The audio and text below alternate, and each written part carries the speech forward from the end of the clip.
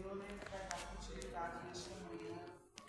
Aleluia, Jesus. Vamos receber a serva do Senhor com vamos estar com o Senhor nesta manhã. Senhor, seja bem-vindo, Jesus. Glória a Deus. Glória a Deus. Aleluia, Jesus. Aleluia. Saúde da igreja da Santa Paz do Senhor Jesus.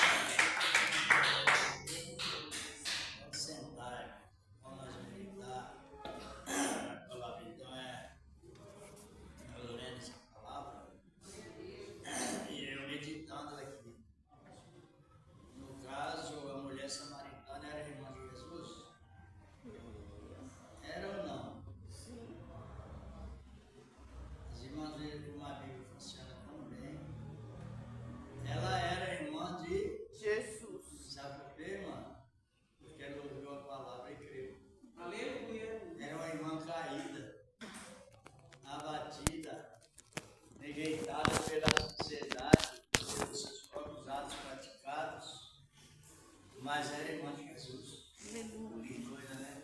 Então ele foi buscar a irmã cair, rejeitar a irmã totalmente fora da sua realidade social, mas era quem? Irmã de Cristo Irmã Jesus. De Jesus. Estava totalmente caída, mas era irmã de Jesus. Eles todos É interessante. ouve a palavra, são meus irmãos. Irmã é aqueles que ouvem a palavra e os pratica. Então ela era irmã de Jesus. justamente. E é assim, aonde as pessoas não vão, Jesus vai. Aleluia. É uma realidade disso. A palavra nos dá bastante exemplo sobre o lugar onde as pessoas não vão, Jesus vai. Aleluia. É uma realidade isso. Aqui no livro de Reis, segundo os Reis, aqui, capítulo 16, verso 34, diz a palavra de Deus. Acerca de um assunto muito importante nessa palavra do Senhor, nosso Deus. É 1 Reis, capítulo 16, verso 34. Primeiro Reis. Hã? Primeiro Reis. 1 Reis. A Bíblia é para nos instruir de uma maneira toda especial. Aleluia. Capítulo 16. Vamos ler aqui o versículo 34.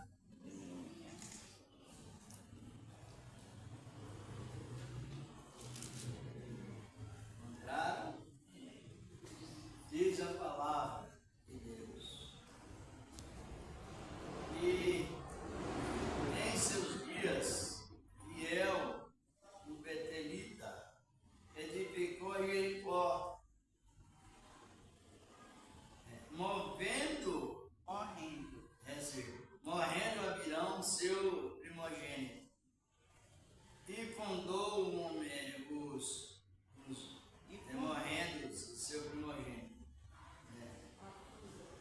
isso, seu primogênito, e morrendo Segube, seu último, pois morrendo Segube, seu último, pois suas portas, compondo as suas portas, conforme a palavra do Senhor, que falara pelo ministério de Josué, filho de Nun. Quando Josué destruiu Jericó, Josué amaldiçoou a cidade. Coisa, né? Esqueci de dizer de Josué mesmo lá. Amaldiçoou a cidade. Agora, quem vai numa cidade amaldiçoada? Iel, na época do rei Acabe, do governo de Acabe, ele tentou edificar a cidade. Só que no dia que ele começou, o que aconteceu? Morreu o filho mais velho. E no dia que ele inaugurou, morreu o mais novo. Os irmãos veem que foi interessante, não é? E aí, como tinha dito a palavra de Josué, filho de Nun, que maldito aquele que edificasse Jericó. Tem 6 de Josué, versículo 26, não para em nós. Aí ele tentou edificar. Vou edificar, hoje é o primeiro dia fundamental para edificar a cidade de Jericó. O filho mais velho morreu. O luto, né? Por causa que ele resistiu à profecia que Deus tinha dado a Josué.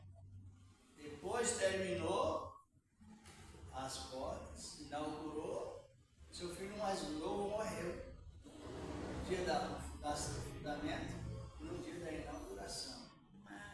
Mas o que eu quero referir, quem vai lá então no lugar amaldiçoado? conhece, bem conhecido. Jesus chegando aí, Jesus foi para onde? Foi para Jericó. E lá eu passando, Zaqueu sobe na árvore alta, está ali Jesus. E o cego de Jericó, os cegos, dois cegos, clamaram: Jesus, filho de Davi, tem misericórdia de mim. Só que a cidade estava Amaldiçoar. amaldiçoada. E somente quando o assunto é esse, quem prefere isso? Por isso que tem coisa, se a gente julgar, a gente está fazendo de anticristo. É o Cristo falso. Aí Jesus passou por Jericó. lugar Amaldiçoar. amaldiçoado. Chegou bem na parábola do capítulo 10 de Lucas, 25 em diante, a parábola do bom samaritano. Eles passaram ali e o homem estava caído, mas passaram de lado. Tanto o levita como o sacerdote. Quem iria lá? Quem foi lá? Jesus. Jesus. Jesus, bom samaritano.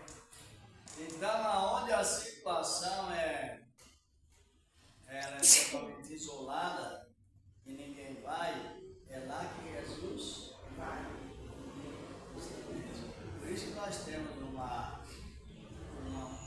assunto bem relacionado a resolver problemas. E por isso que a palavra manda nos acalmar. Nos acalmar, porque Ele, Jesus, agora é onde o homem acha que acabou, não tem mais jeito, é lá que Jesus. Aleluia. E tem tanto exemplo disso, Jesus chegando aonde as pessoas acham que não tem como ir mais, né? No capítulo 7 dos Reis também a gente vê que a palavra diz que havia 4 leprosos. E ainda para a Síria, né? Eles estavam em tempo de fome, já estavam tendo para morrer.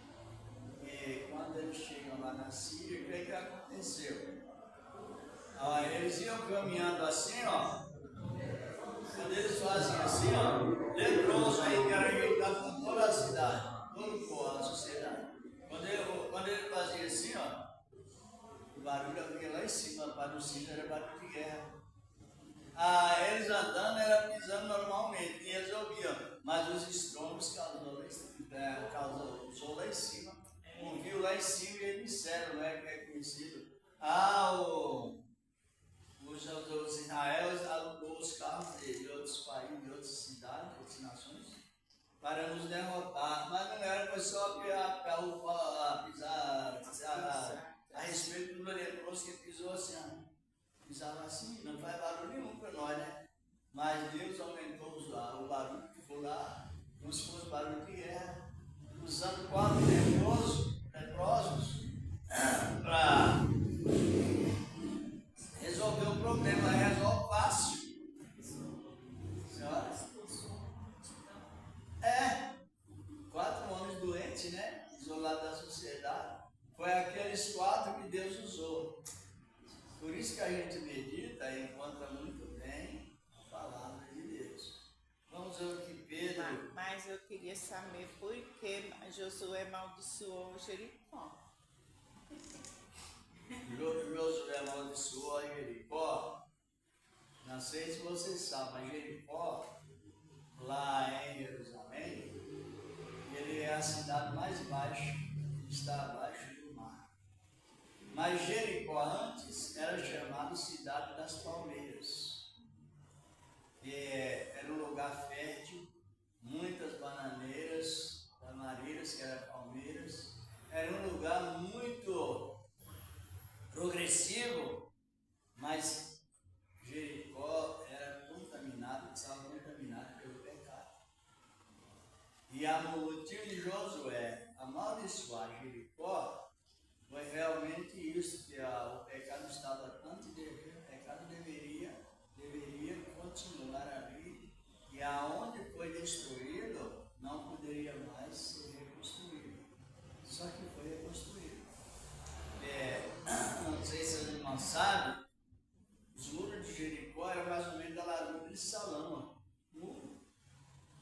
mais alto assim do que esse teto.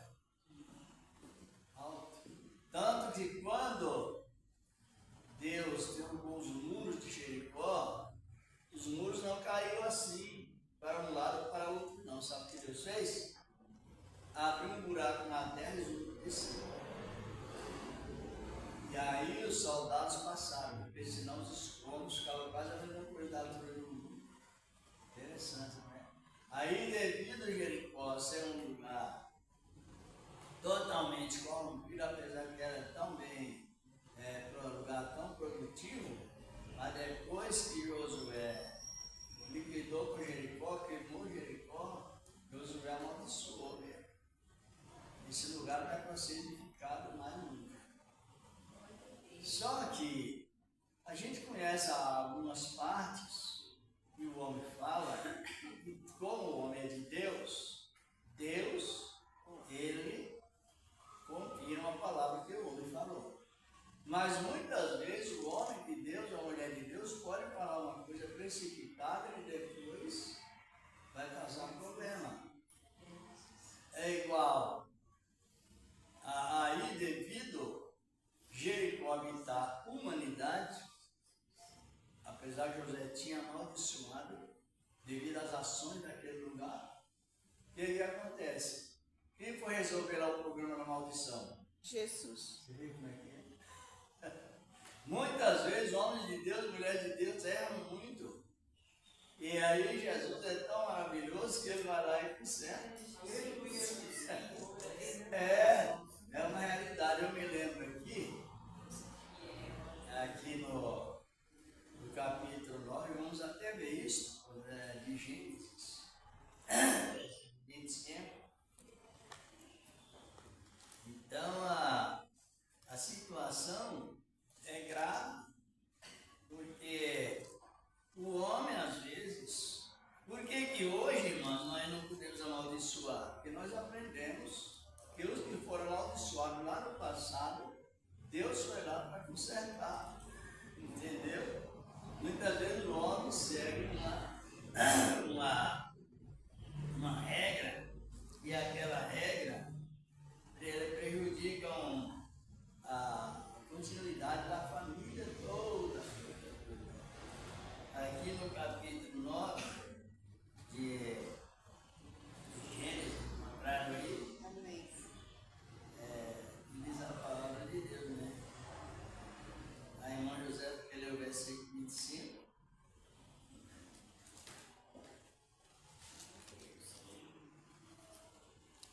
E disse: Maldita seja Canaã, servos dos céus sejam os seus irmãos.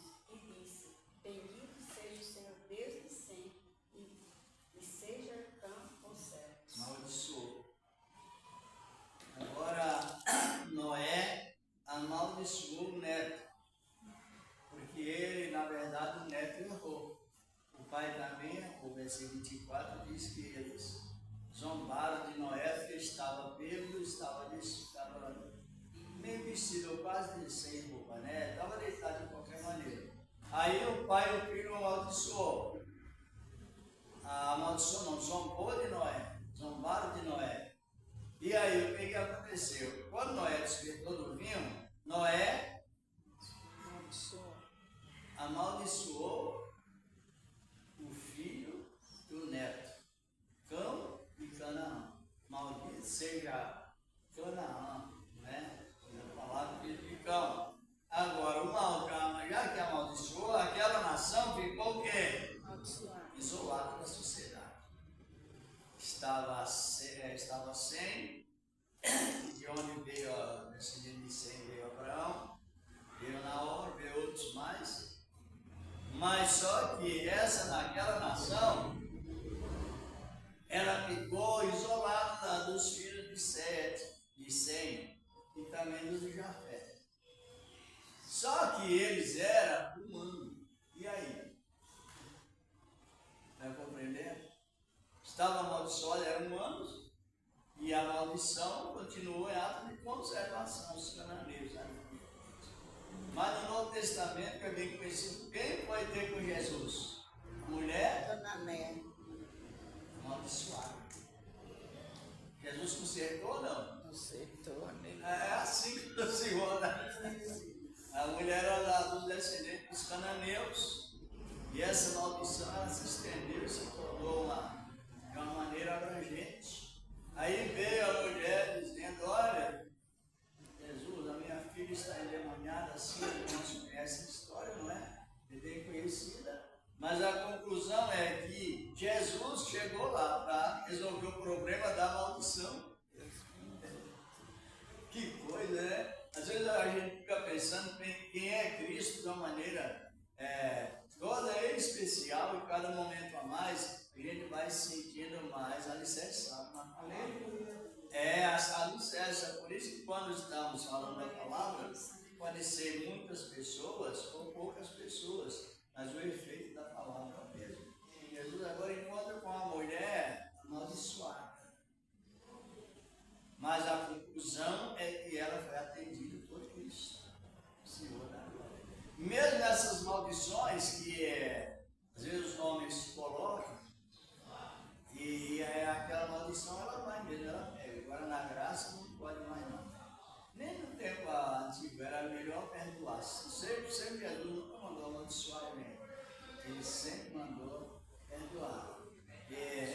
Os reis, Eliseu amaldiçoou Geás. E amaldiçoou também a família de Geás. Ele foi pegar as dadas do rei que não pertencia a ele. Geás foi avarento. Aí a maldição pegou. Só que a história que foi dita sobre os 4 homens leprosos, segundo a história da biografia de cada um, aqueles 4 homens era Geás com seus 3 filhos. Interessante, né? Amaldiçoou, mas agora Deus usou o amaldiçoado, consertando a coisa, né? Fazendo seus passos tornar-se um barulho de guerra. Eram os filhos que na história mostra que era Geás e também seus filhos que estavam lá amaldiçoados. E agora Deus vai lá e conserta, justamente. Hoje também é assim.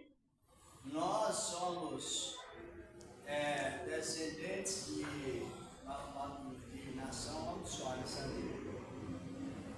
Porque nós não somos judeus, nós éramos amaldiçoados. Agora veja bem a salvação, como ela tem um efeito tão lindo, que vale a pena você meditar nessa palavra. Jesus tirando, hoje no Evangelho está muito banal, o Evangelho está muito estragado.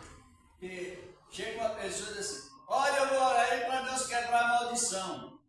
Só tem um que quebra a maldição. É Cristo. Nem a oração minha, nem a oração de ninguém quebra a maldição, não.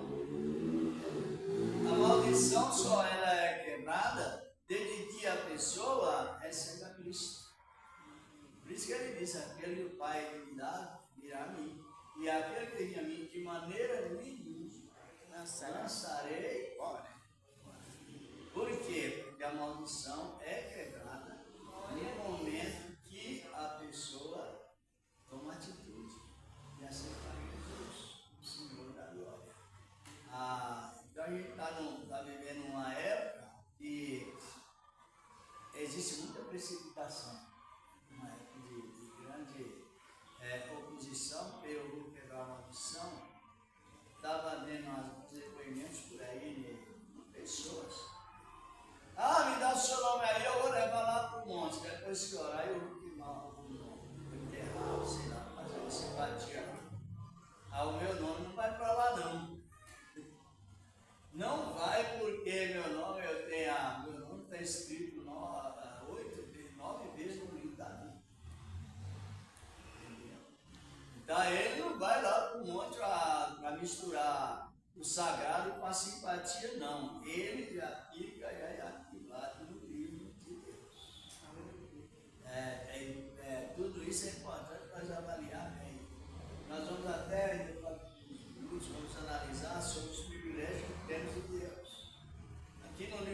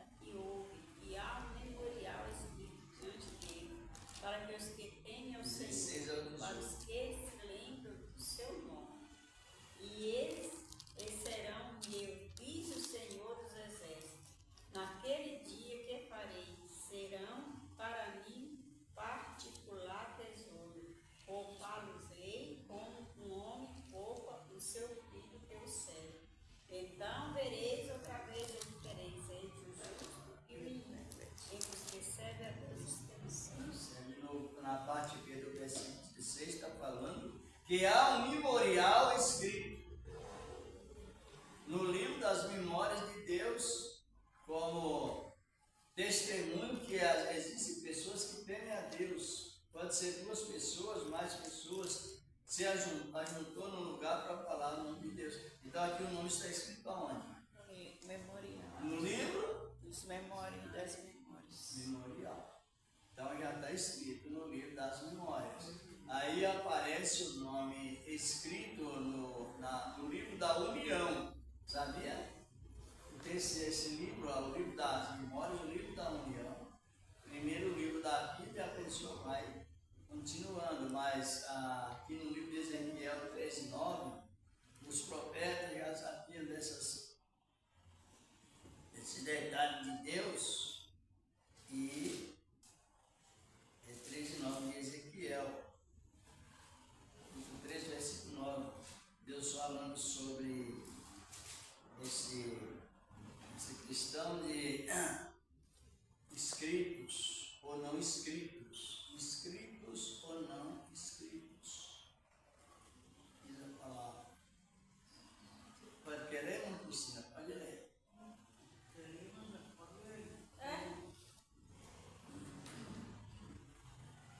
E a minha mão será contra os profetas que veem vaidade e que adivinham mentira na congregação do meu povo. Não estarão nem os registros da casa de Israel se escreverão, nem entrarão na terra de Israel. E sabereis que eu sou o Senhor Jesus. Senhor Jesus. Então, a ligação que hoje nós vemos, próximo arrebatamento, está perto de ligar o povo estrangeiro que aceitou a Cristo, ligado ao povo de Israel como irmãos, unidos pelo só Espírito. Só que os que rejeitam a palavra não escreverão, os nomes não serão escritos nesse livro, nos registros do livro da união. A união do quê? Do povo estrangeiro que aceitou Jesus, como o povo da promessa, ligado a Deus, ligados todos pelo mesmo Espírito. E o nome está escrito nos registros da união. A união é a palavra de Deus. Aí nós já vemos o nome escrito quantas vezes? 2 vezes, não é? Aqui no livro do Apocalipse fala disso. Capítulo 3, Apocalipse 12, verso 12. Muito lindo a palavra de Deus quando nós reunimos. Igual eu estava comentando junto mesmo, que a palavra de Deus, irmãos, tem que ser lida, observada, porque Deus, Ele nos dá uma grande honra. Ele nos honra e Ele nos distribui a grande honra para nós. Encontrou, meu irmão? Apocalipse 13, 12, o que está escrito aí? 13? É 3, perdão, desculpa, 3.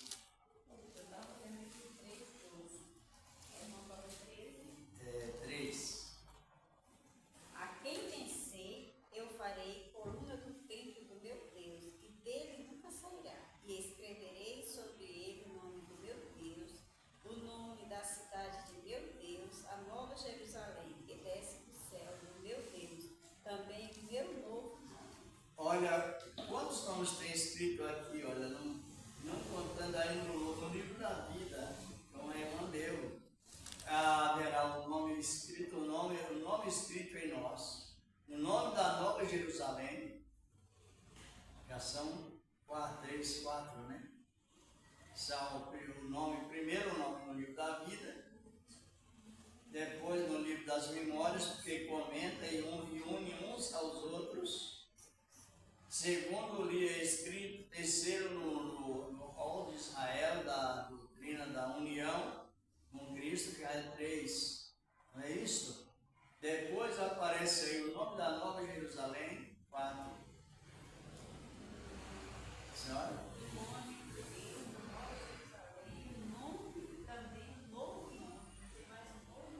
É 5. Cadê o 5 aí, não é? E será coluna no templo, né? Coluna significa firmeza. É a firmeza que não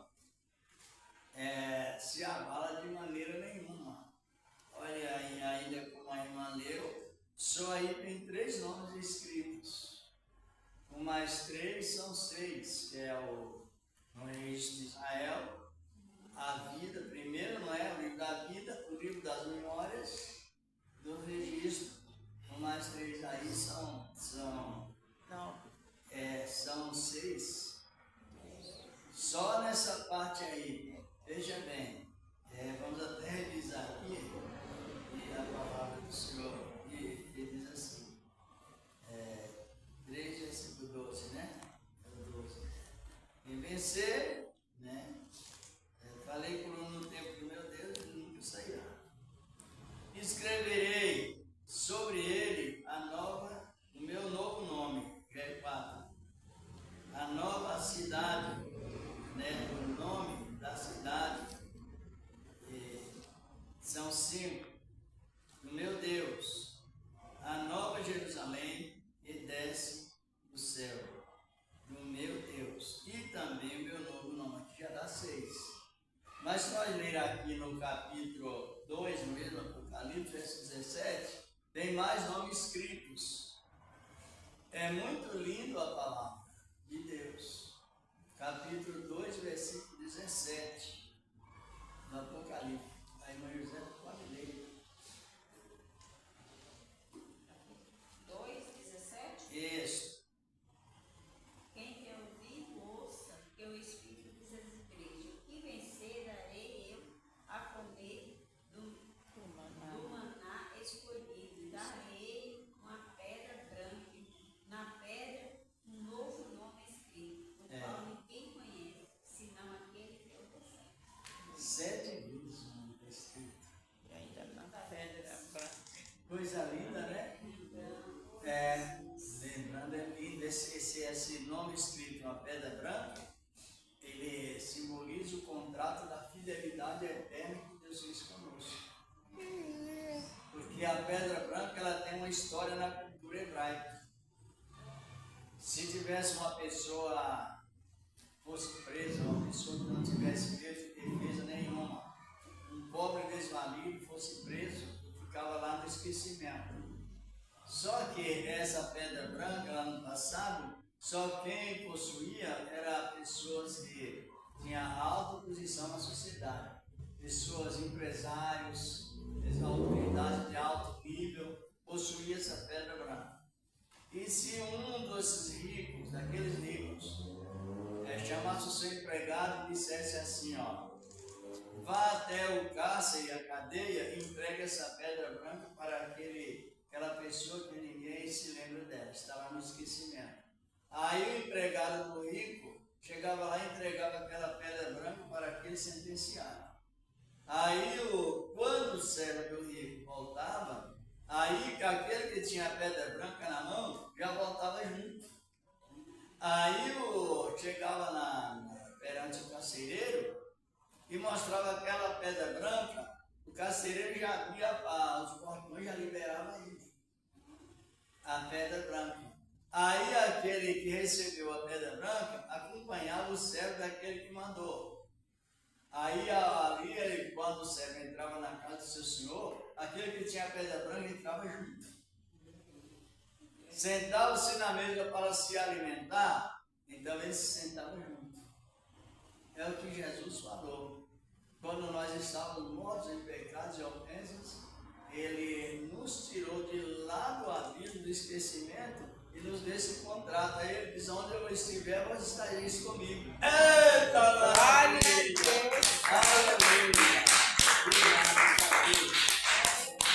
Aonde eu estiver, estará vós também comigo. Porque Ele, nessas ilustrações, ele traz a garantia de Jesus não nos deixar por nada. Assim que nós queremos estar com Ele, porque nós temos espiritualmente a pedra branca. Essa pedra branca. E comerá do maná, o maná escondido. Esse maná escondido foi Moisés que escondeu o maná.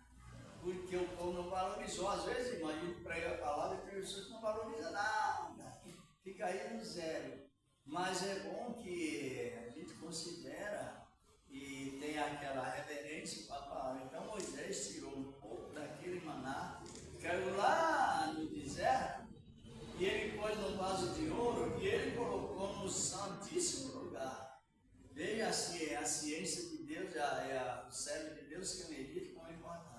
Aí aparece aquele maná escondido, que hoje para nós já não é mais escondido, hoje é o maná revelado.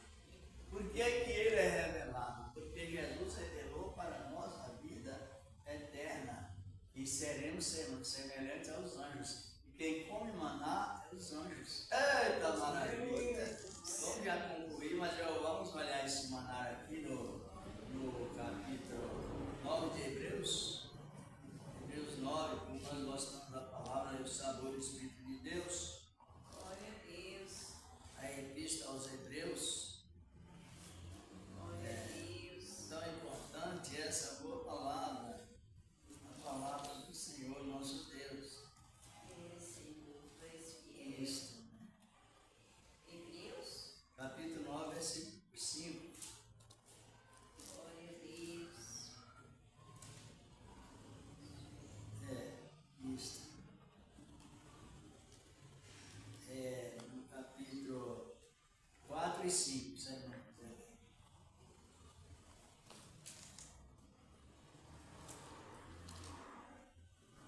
Outra vez nesse lugar não entrarão o meu que. Capítulo 9. Ah, 9. 9, versículo 4 e 5. Ah, 4 e 5. Isto. Que tinha o incensário de ouro e a arca do conselho, coberta de um ouro todo em redor, em que estava o vaso de ouro que continha o maná, e a vara de Arão que tinha florescido, e as tábuas do conselho, e sobre a arca os querubins da glória que fazia sombra no propiciatório, das quais coisas não falaremos agora particularmente. Claro. Então Moisés fez o tabernáculo, ele não era construído, ele era portátil, armá-lo e desarmá-lo, porque Israel estava no caminho da terra prometida. Então quando o maná caiu do céu, que muito do povo reclamou do maná, ficaram maldizendo contra o maná, Moisés pegou um pouco daquele maná e como está ali aquela cortina, dali para trás lá, estava a arca que representava a presença de Deus. A arca tinha as tábuas que Deus escreveu com um dedo lá no Monte Sinai, né? As tábuas escritas com a lei moral de Deus, a lei de Deus, e estava também a vara de Arão que tinha florescido lá no Egito, representando, quando nós levantamos as nossas mãos de corações limpos, o governo de Deus floresce para nós. E floresce para muitas pessoas. Assim sucedeu. A vara de Arão, ela floresceu. Aí estava junto de Deus, no sentido ilustrado. E dentro daquela arca estava também o vaso de ouro. O vaso de ouro que tinha dentro o quê? O maná. Ele estava escondido porque ele não estava exposto para as pessoas verem assim. Para vir o maná, chegar até o maná, somente o sumo sacerdote que via uma vez no ano. Entrava uma vez no ano para fazer sacrifício interceder em favor do povo. E depois dali um ano novamente o sumo sacerdote entrava lá. Então ninguém via, estava escondido. E nesse escondido é que Deus deu revelado para nós. Eita maravilha! Comerá do maná Escondido. Isto, justamente. Receberá um novo nome e receberá a isenção de curiosidade. Ninguém mais pergunta quem é, aonde você mora, como é o seu nome, seu endereço, seu dado. Por quê?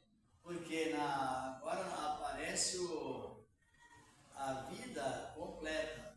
Não precisa mais alguém perguntar o nome de alguém, nem saber o que está escrito naquela pedra. É um contrato de fidelidade que o Senhor da Glória já nos deu.